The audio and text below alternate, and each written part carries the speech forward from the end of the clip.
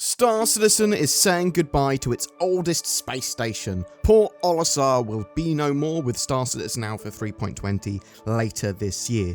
So Port Olisar was the first space station in Star Citizen when it was added in Alpha 2.0 in 2015. At that time there was only the Crusader planetary system, and Planet Crusader very much not a landable location. In fact, it wasn't until Alpha 3.0 that you could land on planets or moons at all. Star Citizen has come a huge way since 2015, and Port Olisar is getting replaced by a modern station in 3.20. So the current LEO stations, low Earth orbit stations, really we mean low orbit stations when we talk about LEO stations, that are around the rest of the verse are a bit different from what Port Olisar was. So they are modular, they're future-proofed, they can have stuff added as they need stuff added to them when new careers come online, like bounty hunting or exploration that they seem to have in the not-too-distant future sort of turning up. However, Port Olisar, very old, doesn't use the setup of the other stations around planets that are tied to those planets. The original station was a way to get functionality that was desperately needed into the game. It's a quick and easy land on pads, get into the main hub section, do your business with a good variety of shops. Bam, you're done at Port Olisar. Very, very simple, very basic, but also pretty effective. Port Olisar doesn't have any elevators, which is a massive bonus when elevators in the game sometimes just want to kill you. There's so many issues with elevators in Star Citizen. But it was very small and doesn't have the facilities that other stations have, like medical and hangars, because it's a landing pad only station, which is not ideal, seeing that Cloud Imperium very much are pushing hangars at all stations now. There was no sort of cargo decks, there's no facilities for mining, you can't respawn there with the sort of no hospital or clinic being there, and that is a genuine problem. The new station is Seraphim Station, internally known as Port Olisar 2.0. So this station is a sort of tube or cylindrical shaped station and has loads of moving rings and areas to fly around and through. It very much still looks like Port Olisar, only at a much more massive scale. It is more extravagant and larger than other stations apparently. It's around 4 to 5 times bigger than the original Olisar. The station looks beautiful and allows for some amazing views overlooking Crusader. It has the full range of shops, hubs, cargo, medical, food, docking areas, and hangar facilities. They are getting stations ready for bounty hunting gameplay as well, and each station has a security dock, including this new Seraphim one. That's where bounty gameplay will be focused. Looks like you'll be able to grab bounty missions from your Mobiglass still, but it'll be a place that you drop off your bounties and probably get some bounty hunting equipment and that sort of jazz. We actually saw some of the bits that they wanted to do with security offices a little while ago and inside Star Citizen. They had like a cell area, a drop-off area. This might also be where they have the Crusader outreach office with Batista and Gibbs, who are Crusader security NPC mission givers. CIG are aware that Port Olisar is a historical monument at this point, and a lot of players love it. In the short term, they are removing it and replacing it with Seraphim, but they will be doing something with Port Olisar in the future. I personally think they're going to have it as like an Arena Commander map. Maybe they'll have it as part of like Flare or something you can get in the future, a model of it.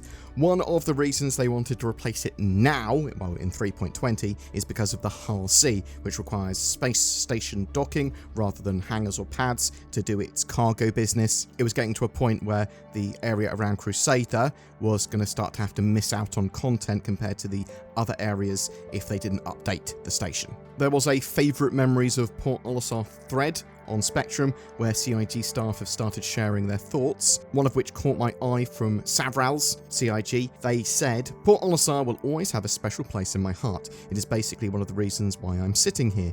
A good friend of mine at a LAN party said, 'Sit down, I will show you this amazing game that you've been trying to avoid for such a long time. It now has actual gameplay.' So he started the game, it crashed, we somehow managed to get back in, he wanted to spawn a ship, the game crashed, we got back in after that and we managed to have his ship spawn. We left the halls of Port Olisar, he died, we spawned again and we approached his mighty ship sitting on the platform. He entered it and showed me how amazing the ship was designed and looking.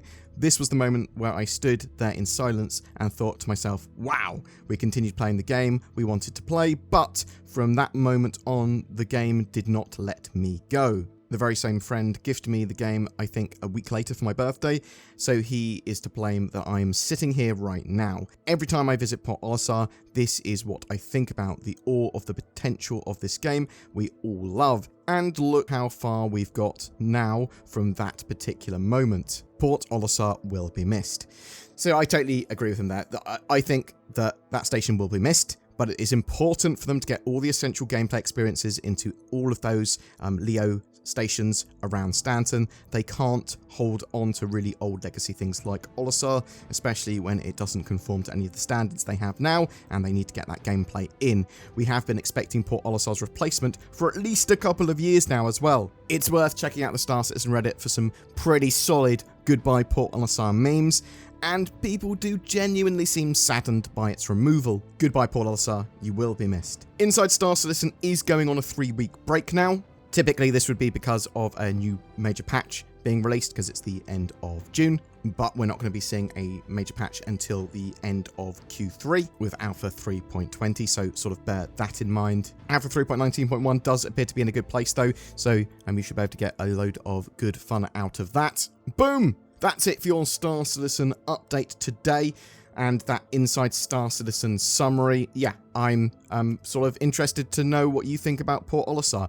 Do you go there anymore? Is it something that you were sort of excited that it's getting replaced, or are you saddened that it's leaving? Do you remember its first implementation in Alpha 2.0, or did you join in the Star Citizen experience much, much later? Are you looking forward to that Star Citizen Alpha 3.20 patch later in the year that's looking to have quite a lot of varied content in there, from Arena Commander and Star Marine, massive updates there, to obviously that new space station, a load of new missions, potentially a load of new cargo mechanics with that Hull C, and those sort of towns and cities or little mini villages and stuff that they've been working on. What are your experiences with Alpha 3.19.1 at the moment? Whatever your thoughts, I'd love to hear from you in the comments below.